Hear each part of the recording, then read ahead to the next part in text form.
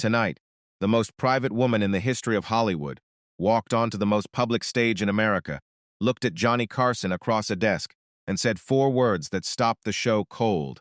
4 words that made 300 people in that studio so quiet you could hear the ventilation humming in the rafters. And the secret behind those 4 words, the thing Katharine Hepburn had been carrying for 11 years in silence, would turn out to be something that connected to a night Johnny Carson had spent alone in a hotel room, trying to decide if he still wanted to be alive. You will not believe what happens next. But before we go any further, I need to ask you one small thing. I see it in the comments every single week. People telling me they had no idea they weren't subscribed to this channel. If you watch these stories and they mean something to you, please take 10 seconds right now to check that you are subscribed. It is completely free. It keeps this channel alive, and it means that the next time a story like this one is ready, it finds its way to you. Thank you for being here. Thank you for being part of this. Now let's talk about the night. Katharine Hepburn finally broke her silence. It was October 14th, 1981. The Tonight Show, NBC Studios, Burbank, California. Stage 1 was at capacity. 320 people settled into their seats. The warm-up comedian had done his job. The orchestra was tuned and ready. The production staff had been through their checklist twice. Everything was in order. Everything was exactly as it always was on 4,000 Nights Before This One. Except for one thing. Katharine Hepburn had never done a talk show. Not once. Not in 47 years of working in Hollywood. She had never sat across from a host and answered questions. She had never submitted to the format, the lights, the studio audience, the unspoken demand that a celebrity make themselves available and agreeable and entertaining on command. She considered talk shows beneath her dignity. Not from arrogance, but from principle. She believed that the distance between a performer and their audience was sacred, that once you started explaining yourself, the mystery was gone. And the mystery, she had always believed, was everything. So when Katharine Hepburn called Johnny Carson's office on a Monday morning in September of 1981 and asked to be on the show, his assistant assumed she had misheard. She had not misheard. The message was passed to Fred de Cordova, the show's longtime producer. Fred passed it to Ed McMahon. Ed passed it to Johnny with the expression of a man who has been handed something he doesn't entirely trust. Johnny read the note. He read it a second time. He set it down on his desk, and he looked at the wall of his office for a full minute, without speaking. Then he picked up the phone and called Katharine Hepburn himself. The conversation lasted 9 minutes. Nobody on the production staff knew exactly what was said, but when Johnny came out of his office, his expression had shifted in a way that his assistant of 12 years described as the look he gets when something matters. Not professionally, personally. The booking was confirmed. No publicist involved. No list of approved questions. No pre-interview with a producer. Just Katharine Hepburn and Johnny Carson, a desk, 2 chairs, and whatever was going to happen. That was when the tension started building backstage. Because nobody, not the producers, not the writing staff, not even Ed McMahon, knew why she was coming. And something about that felt significant in a way that nobody could quite name. But what nobody in that building knew was that Katharine Hepburn had been carrying a letter in her coat pocket for 11 years. A letter she had written once and never sent. A letter addressed to Johnny Carson, and she had decided, finally, that it was time to give it to him in person. Wait, do not miss this detail. The letter was not written in 1981. It was written in 1970, on a night when Katharine Hepburn was alone in a London hotel room, had just received news that shattered her quietly and completely, and had turned on the television at 2 in the morning not expecting anything, and found The Tonight Show playing on an American Forces broadcast channel. And what she saw on that tall screen, in that hotel room, in the middle of that night, was something she had never forgotten, not for a single day in 11 years. To understand why it mattered so much, you have to understand where Katharine Hepburn was in 1970. The world thought it knew Katharine Hepburn. They thought they knew the jawline, the cheekbones, the voice that sounded like it had been carved out of New England granite. They thought they knew the 4 Academy Awards, the string of legendary films, the decades-long partnership with Spencer Tracy that Hollywood had turned into a love story for the ages. They thought they knew a woman who was invulnerable, untouchable, above the kind of pain that brought ordinary people to their knees. They were wrong. Spencer Tracy had died in June of 1967. He died in the kitchen of his cottage at 5 in the morning, and Katharine Hepburn was there. She had been there every day of his final years, managing his health and his moods and his demons with the particular ferocity of a woman who refuses to accept that the person she loves is disappearing. And then he was gone, in a moment, in a kitchen at 5 in the morning. She did not grieve publicly. That was not how she was built. She returned to work. She made films. She gave interviews. The controlled kind, the ones where she held all the cards, and no one got close to anything real. She constructed an entire public persona around the idea that Katharine Hepburn did not need anything from anyone. What the public saw was strength. What the people closest to her saw was something more complicated. Friends from that period described a woman who had weaponized her own competence, who filled every hour with obligation, so that nothing as unruly as grief could find a foothold. She was on set before everyone else and left after everyone else. She answered every letter personally. She took on projects she might once have declined, not because she wanted them, but because the alternative was stillness. And stillness meant the thing she was not yet prepared to face. There is a particular kind of courage in that, and a particular kind of cost. The cost was loneliness, the specific high-altitude loneliness of a person who has been defined by self-sufficiency for so long that asking for help has become structurally impossible. The people who loved her didn't know how to reach her. She didn't know how to let them. She had spent decades being Katharine Hepburn, and Katharine Hepburn did not need to be held together, and so she carried it alone, through 1967, 1968, 1969, through the work, the sets, the awards, the accolades, through the rooms full of people who admired her and the hotel rooms that sat were empty of everyone. But in October of 1970, 3 years after Spencer's death, she was in London filming a project that was going badly. The director and she had been fighting for 3 weeks. Her hotel room felt like a cell. She had woken at 2 in the morning from a dream about Spencer, the kind of dream you wake from and spend the next hour trying to get back to. And she was sitting in a chair by the window in the dark, and she was not all right. She was profoundly, quietly, dangerously not all right. She turned the television on because the silence was intolerable. What you are about to understand changes everything that follows. The Tonight Show was playing on the American Forces channel. Johnny Carson was in the middle of an interview. A guest she didn't recognize, some comedian from the Midwest, and the interview had clearly gone sideways in the best possible way. Carson was laughing, really laughing. Not the professional laugh he deployed when a joke landed adequately. The kind of laugh that takes a man by surprise, that breaks his composure, that makes him lean forward and press his hand against the desk and shake his head. Because the thing that just happened was too genuinely funny to contain. Katharine Hepburn watched it, and she felt something happen in her chest that she hadn't felt in 3 years. She laughed. Not a polite laugh, not a social laugh. The kind of laugh that comes from somewhere deeper than entertainment. The kind that a body produces when it has been holding its breath for too long and suddenly remembers how to exhale. She laughed so hard she had to set down the glass of water she was holding. She sat in that hotel chair, and she laughed until her eyes were wet, and when it passed, she felt something in the room that hadn't been there before. Space, just a little, just enough. She did not sleep that night, but she sat by the window until the London sky began to pale, and she thought about the man she had just watched on that television's set.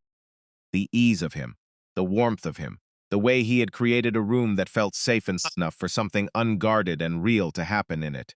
And she thought, he has no idea. He is doing his job, and he has absolutely no idea what that just did to someone watching from a hotel room in London who hadn't laughed in 3 years. She wrote him a letter. She sat down at the small desk in her hotel room and she wrote Johnny Carson a letter. Not the kind of letter a celebrity writes to another celebrity, but the kind a human being writes when they need to say something true and don't know any other way to say it. She told him about the hotel room, about Spencer, about the silence that had followed her from New York to London and back again, about turning on the television at 2 in the morning, not expecting anything, and finding something she hadn't known she needed. She told him that he had given her something that night, without knowing it, that the laugh he'd made possible had opened something in her that had been locked since the morning Spencer Tracy died in his kitchen. She sealed the letter. She addressed it to Johnny Carson NBC Studios, Burbank, California. She held it in her hand for a long time, And then she put it in her coat pocket instead of the mail. She told herself she would send it later. Later became weeks. Weeks became months. Months became a year. She moved the letter from coat to coat as seasons changed. She never threw it away. She never sent it. It traveled with her through the rest of the 1970s, through film sets and apartments and hotel rooms on 4 continents, a small folded weight in whatever coat she was wearing, unsent, unresolved, and somehow necessary. For 11 years. But what she never knew, what she couldn't have known, was that the night she watched that broadcast from her London hotel room, Johnny Carson had almost not been on television at all. This is the detail that changes everything. October 1970. NBC was not happy with The Tonight Show. The ratings were strong, but the network had been making quiet, persistent noise about the direction of the program. Too comfortable, too predictable. Not enough edge, not enough competition with what was coming up on the other networks. There had been meetings. There had been memos. There had been a conversation between Carson and the network brass that had left Johnny sitting alone in his Malibu home on a Sunday night, with a drink in his hand, and the particular stillness of a man reckoning with something he doesn't want to face. He was thinking about walking away, not from exhaustion, not from boredom, from the specific and grinding feeling that the work he was doing had somehow stopped being worth the cost of doing it, that the version of himself he performed every night for 23 million people had grown so large that he couldn't find the actual man underneath anymore. Johnny Carson had always been a private man. People who worked with him for years described the experience as standing outside a very well-lit window. You could see everything clearly, and yet the glass never came down. He was warm without being accessible, present without being available. The jokes were the moat, the charm was the wall, and behind it, in the quiet nobody got to see, was a man who had been performing his own life. For so long he had lost the distinction between what he felt and what he was supposed to feel. There were the marriages, the ones that had failed and the reasons they had failed, which he understood precisely and still couldn't seem to alter. There were the sons, growing up with a father they mostly saw on television. There was the feeling, which he had told almost no one, that the applause at the end of each broadcast had begun to sound hollow to him. Not because the audience wasn't genuine, but because he increasingly couldn't feel the thing they were applauding for. That Sunday night, he sat alone for 4 hours. He didn't call anyone. He didn't write anything down. He just sat, and he thought, and he let the question that had been living at the edge of his mind for months finally move to the center. Was this still worth it? He went to work the next day because that's what Johnny Carson did. He went to work, and he did his monologue, and he interviewed his guests. And somewhere in the middle of that interview with that comedian from the Midwest, something happened that broke through the numbness he'd been living inside for months. He laughed, really laughed, the kind of laugh that reminds you you're still alive. He drove home that night and sat in the same chair and held the same drink and thought, not yet, not yet. Neither of them knew. For 11 years, neither of them knew. October 14th, 1981, 6:47 in the evening. Katharine Hepburn arrived at NBC Studios in a car she had driven herself. She parked it in a spot that was not the designated guest spot. The parking attendant noticed. The security guard at the side entrance noticed. The stage manager who met her at the door noticed. Everything about her arrival communicated, quietly and firmly, that she was here on her own terms. She was 74 years old. She was wearing dark slacks and a turtleneck and flat shoes. She had no entourage, no publicist, no assistant. She carried a coat over one arm, and in the right-hand pocket of that coat was a folded piece of paper that she had been carrying for 11 years. The makeup artist approached her in the green room. Katharine Hepburn waved her away with a courtesy that was also a finality. "I don't wear stage makeup," she said. "I never have. I'm not starting tonight." The wardrobe assistant hovered. Hepburn looked at her. "I'm wearing what I'm wearing." Fred de Cordova knocked on the green room door at 7:15. He had produced The Tonight Show for years and had seen every kind of guest come through that door. He was not easily rattled, but he admitted afterward that standing in the doorway of that green room, looking at Katharine Hepburn, sitting in a chair with her coat folded across her knees, he felt something he couldn't quite name, like standing at the edge of something large. "Miss Hepburn," he said, "is there anything you need before we get started?" She looked at him with those extraordinary eyes. "Yes," she said. I need 5 minutes alone with Johnny before we go on. Fred hesitated. It was unusual. Johnny's pre-show time was protected. But something in her voice made the word no unavailable. He went and found Johnny. Johnny was in his dressing room, in his suit jacket, reviewing cards for the monologue. Fred knocked and entered. The expression on Fred's face made Johnny put the cards down. She wants 5 minutes alone with you before the show, Fred said. Johnny looked at him. Did she say why? Fred shook his head. Johnny stood up. He straightened his jacket. He walked to the green room. Nobody knows exactly what happened in those 5 minutes. The stage manager stood outside the closed door. The hallway was otherwise empty. He heard voices, both voices, low and steady, without urgency. He heard what might have been a single short laugh, though he wasn't certain. And he heard, once, a silence that lasted long enough to be notable. What is known as this. Katharine Hepburn had carried the letter into that room, still folded, still in the coat pocket, and when the door opened 5 minutes later, the coat pocket was flat. The letter had changed hands in that room, in private, before the cameras, before the audience, before the 30 million people at home who would watch what happened next and wonder for the rest of their lives what she had said to him when no one was listening. Some moments are not for television. Some moments have to happen in a hallway, behind a closed door, between two people who need to look at each other without the weight of being watched. The 5 minutes in that green room were the real conversation. What happened on stage afterward was its aftermath, its public echo, its proof. When the door opened, Johnny Carson came out first. His face was composed in the way it is composed when a man is working hard to keep it that way. He walked back toward his dressing room without speaking to anyone. Katharine Hepburn came out a moment later. She was holding her coat. The right-hand pocket, where the letter had been for 11 years, was flat and empty. The show began at 7:30. Johnny's monologue was technically perfect. Every line landed. The audience was warm. But Ed McMahon, who had spent 19 years reading Johnny the way a sailor reads water, could feel it. Johnny was present, and somewhere else simultaneously. His eyes kept finding a neutral point just above the audience line.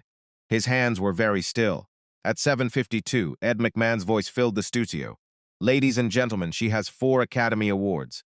She has 47 years of films that have defined American cinema. She has, by her own description, never done a talk show in her life, and intends to make this the only one. Please welcome Miss Katharine Hepburn. The audience rose, all 320 of them. Not the usual warm applause for a celebrity entrance. Something different. The kind of standing ovation that happens when a room recognizes it is in the presence of something rare. Katharine Hepburn walked out from the wings. She walked the way she always walked, with the particular forward lean of a woman who has never once waited for the world to come to her. She reached Johnny's desk. She shook his hand. She looked at the standing audience with an expression that held equal measures of appreciation and impatience, and she made a single sharp downward gesture with both hands. Sit down, she said into the microphone. We have things to discuss. The audience laughed and sat. Johnny gestured to the guest chair. She sat. She folded her hands in her lap. She looked at Johnny Carson across the desk with those eyes that had held their own against Spencer Tracy and Humphrey Bogart and Cary Grant and Laurence Olivier. And the studio went quiet the way a room goes quiet when something important is about to happen.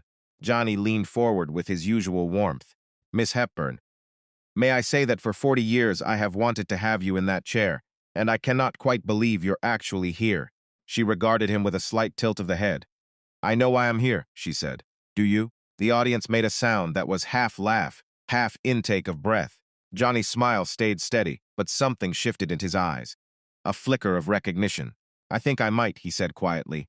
Good, she said. Then let's stop wasting time. She reached across the desk. She placed her hand flat on top of Johnny's hand, and she said 4 words. The studio went silent. Not the polite, expectant silence of a live audience waiting for a punchline. The total, absolute silence of 320 people who have just felt the temperature of a room change. Because what Katharine Hepburn said, what she said to Johnny Carson on live television in front of the nation, was not a setup. It was not a bit. It was not the kind of thing anyone had expected from the most private woman in Hollywood in the first and only talk show appearance of her 47-year career. She looked at him. Her hand was on his, and she said, You saved my life. 93 seconds of silence on live national television. The director in the control room counted them. He was counting because he needed something to do with his hands. The camera operators held their shots. Ed McMahon was very still. The orchestra did not play. The audience did not applaud. Johnny Carson looked at the woman across from him, and he looked at her hand on his hand, and his jaw moved once without producing a word. His eyes closed for a moment. When they opened, they were wet. He didn't speak for the longest time, and when he did, it was barely above a whisper. "Tell me," he said. She told him. She told him about the London hotel room, about October of 1970, about waking from the dream of Spencer Tracy and sitting in the dark chair by the window with the particular weight of grief that doesn't announce itself loudly, but simply replaces the air in the room, about turning on the television not expecting anything, about the American forces broadcast, about the interview, the comedian, the laugh she hadn't seen coming. She told him about the laugh she hadn't known she still had in her. "I had been running on obligation," she said, her voice steady and precise, in the way that only someone who has rehearsed nothing could be. Obligation to the work, obligation to the schedule, obligation to the person everyone expected me to be now, that Spencer was gone. "I had forgotten," she said, "that I was still a person who could be surprised by something delightful." She looked at Johnny directly. "You reminded me. You had absolutely no idea. You were doing your job, and you reminded me that the world still had rooms in it where something genuine could happen. And I went back to sleep that night thinking, I want to keep seeing what happens next. And I have been here ever since." The silence in the studio was something that the crew would talk about for years afterward. Not an uncomfortable silence, a full one. The kind that a room earns when something true has been said inside it. Johnny Carson's head was down. His hand was pressed flat on the desk.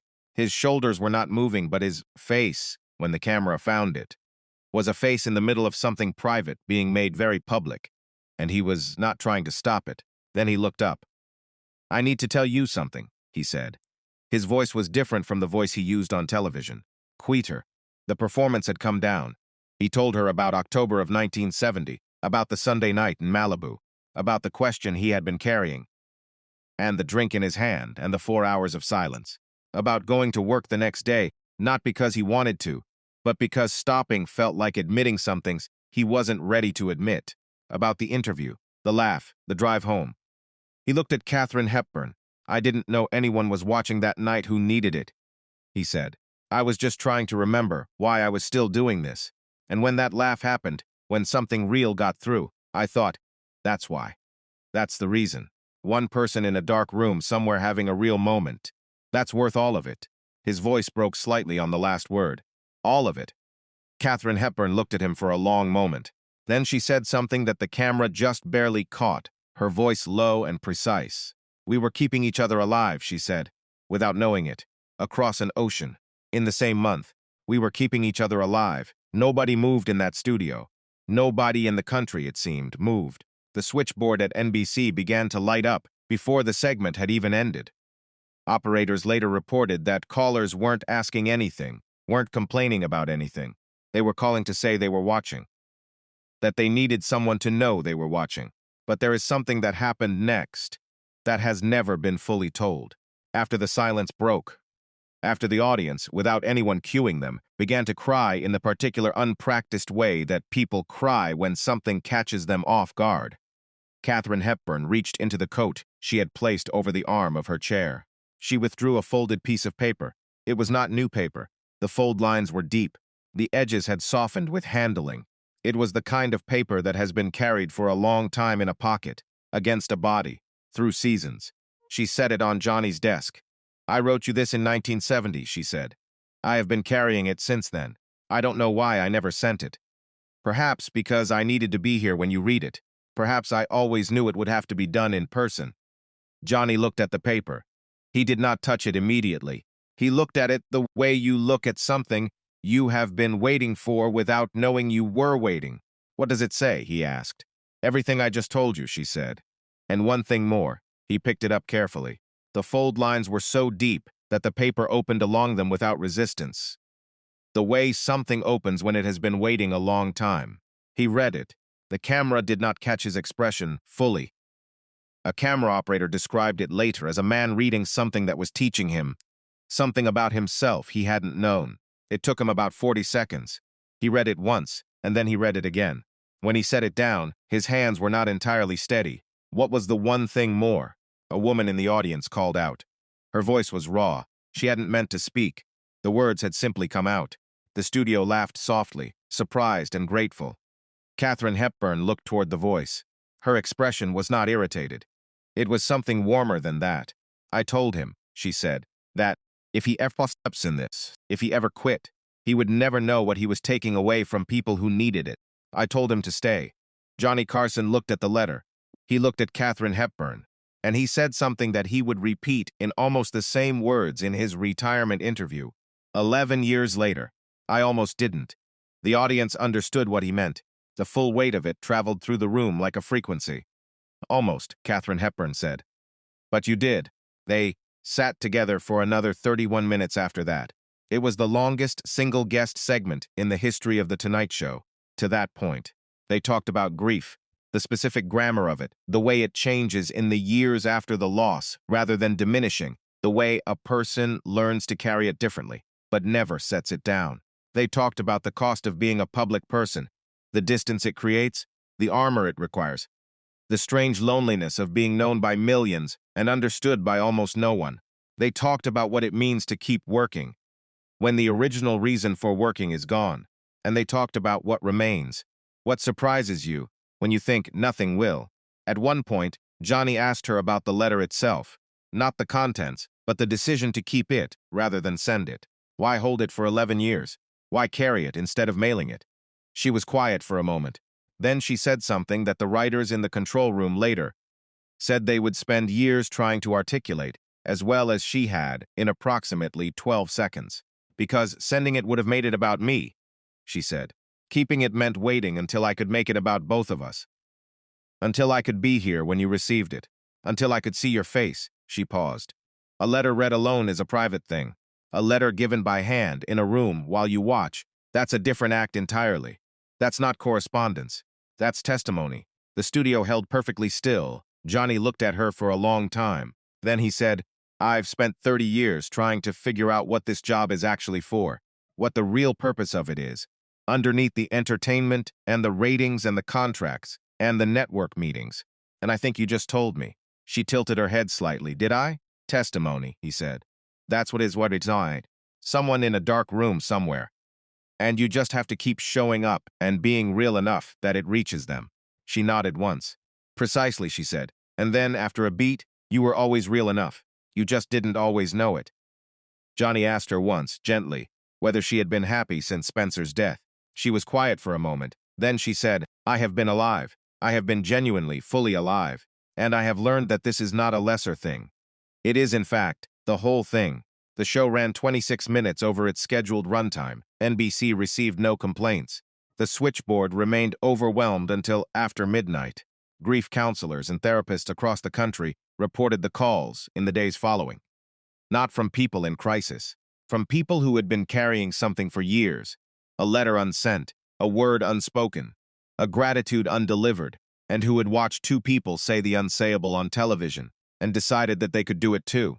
The Tonight Show production staff said that in the days following the broadcast, they received more letters than in any equivalent period of the show's history. Not fan mail, letters. From people who had written things down that they had been afraid to say. From people who had called someone that they hadn't spoken to in years. From people who had, finally, after a very long time, sent the letter. One letter was passed around the production office until nearly everyone on staff had read it. It was from a woman in Ohio who did not give her name, she said. She had watched the broadcast with her adult daughter sitting beside her on the couch. During the part where Katharine Hepburn described the London hotel room and the decision to stay at the window until the sky went pale, during that part, she had taken her daughter's hand, and her daughter had taken hers back. They sat that way through the rest of the broadcast without saying a word, because they hadn't been able to do that in 6 years. Since a particular argument had driven a particular silence, neither of them knew how to close. Until that night, she wrote, I don't know why it was easier to do it while we were watching someone else do it. Maybe that's the point. Maybe that's what television is for. Fred de Cordova kept that letter in his desk drawer for the rest of his career. Katharine Hepburn never did another talk show. She kept her word on that. but she sent Johnny Carson a note 3 days after the broadcast. Short, characteristically direct, with no salutation and no sign-off, that read simply, "Thank you for staying. The world needed you two." He kept it in the same small wooden box in his home office, where he kept the things that mattered to him privately: a crumpled yellow paper, a photograph, and now a note from a woman who had carried a letter for 11 years because she needed to look someone in the eye when she gave it to him. Johnny Carson retired from The Tonight Show on May 22, 1992. In his final monologue, he spoke about gratitude without naming names.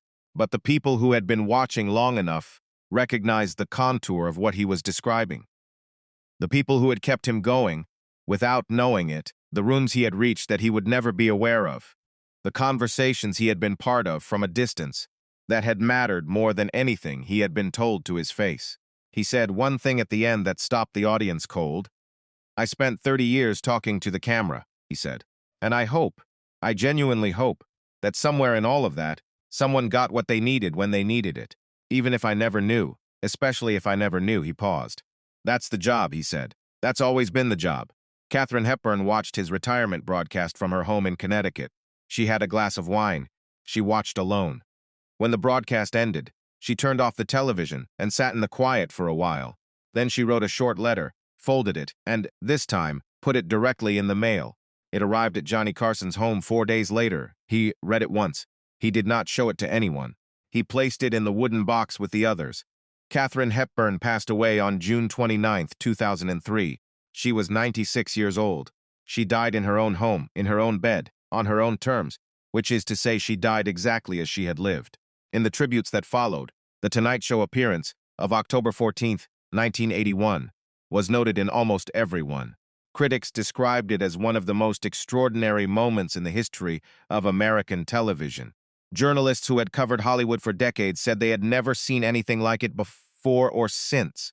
The most private woman in the business walking onto the most public stage and saying the most private thing imaginable. Johnny Carson, in a rare public statement, said only this: "She came on the show once. She said 4 words that I will carry for the rest of my life. She was the most honest person I ever interviewed, because she was the only one who came prepared to say nothing except the truth." Johnny Carson passed away on January 23, 2005. He was 79 years old. Among the effects found in his home office was the small wooden box. Inside it, a crumpled yellow piece of paper with a state fair bit written in Tim Conway's handwriting. A photograph of a man in a black suit with his arm around Johnny's shoulder, both of them laughing. And 2 letters, one on aged paper with deep fold lines, and one shorter, more recent, with a Connecticut postmark from the summer of 2003. Nobody has published the contents of either letter. They did not need to. The story was told on October 14, 1981, in a studio in Burbank, California, when a woman who had never done a talk show in 47 years sat down across from a man who had almost quit and said 4 words that were 11 years in the making. "You saved my life." And he told her quietly in front of 30 million people, "You saved mine too." If this story reached you, if it reminded you of something you've been meaning to say, something you've been carrying, something you've been waiting for the right moment to give to someone, don't wait 11 years. Don't wait until you can hand it to them in person in front of a camera. Say it now. Write it now. Send it now. Because the person who kept you going almost certainly doesn't know that they did, and they need to hear it more than you know. Subscribe so you never miss these stories. Share this with someone who has been there for you without knowing it. And drop a comment below telling me where you're watching from, because this channel reaches people in places I never expected. And every time I see a new location in the comments, I remember what Katharine Hepburn said in that studio. The world still has rooms where something genuine can happen. You are in one of them right now.